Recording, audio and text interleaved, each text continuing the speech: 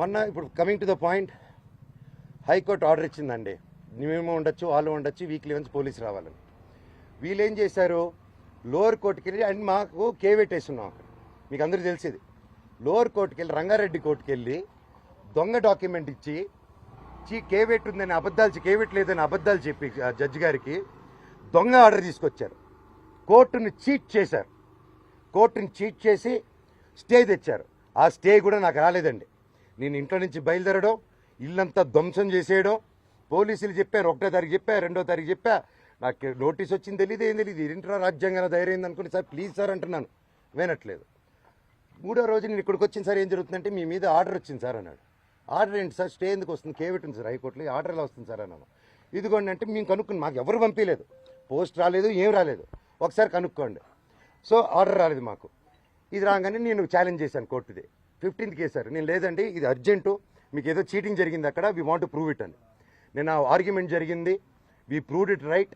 కోర్టులో అక్కడ ఎవరో వీళ్ళు తప్పుదారి పెట్టించి కోర్టుకి చెప్పారు.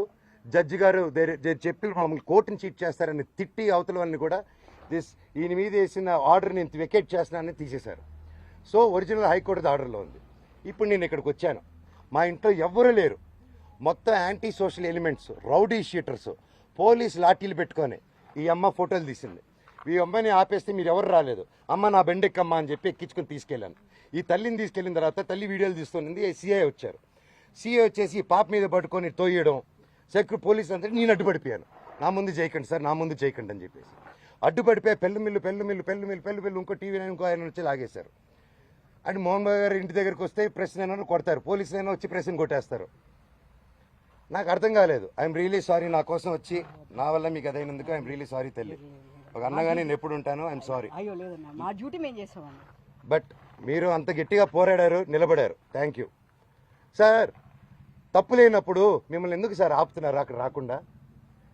నేను రమ్మంటున్నాను ప్రెస్ని, నేను ఎక్కడికైనా వచ్చి మాట్లాడుతాను, నన్ను ఎందుకు ప్రెస్ని రానియట్లేదు?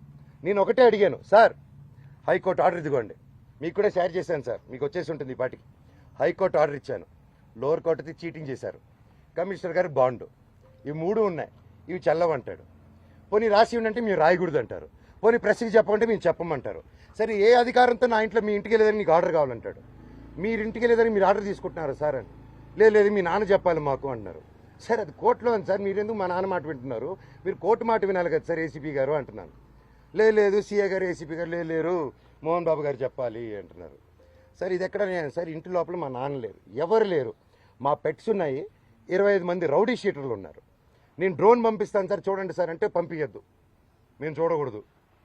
పోనీ నేను ఇక్కడ ఉంటాను సార్, మీరు లోపలికి వెళ్ళిన పెట్స్, నేను కుక్క పిల్లలన్నీ ఇచ్చేయండి సార్, తీసుకెళ్ళిపోతాను. 3 ఉన్నాయి సార్, వాళ్ళు నీళ్లు పెడుతున్నారు, ఏం పెడుతున్నారు, ఎండాకాలం మేము చూసుకుంటాను సార్, పిల్లల్లా పెంచుకుంటాం వాటిని. మేము నా కారు మీరు వెళ్ళి తండ్రి సరే దండం పెట్టుకున్నాను, కాలు పట్టుకుంటాను సార్ అన్నాను. నేను కళ్ళల్లో నీళ్ళు వచ్చేసింది, ఆ పెట్స్ వచ్చేసి గేటు సందుల్లో మీకు సార్ సింపుల్ అడుగు.